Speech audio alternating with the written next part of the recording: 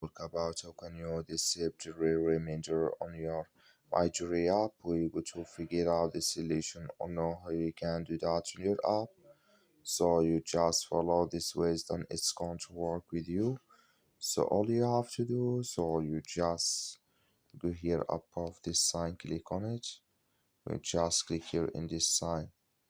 It's going to show for you a list like this here. Then all you have to do now, so you just click here on settings. You just click on it here.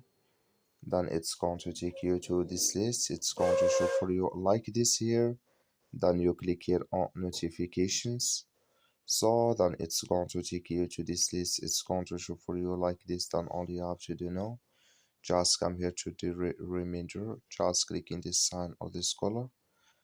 So that like you see color, it's gone. That's mean the reminder disable with us now. That's all you have to do. Thank you for watching. Don't forget to support us by like and subscribe.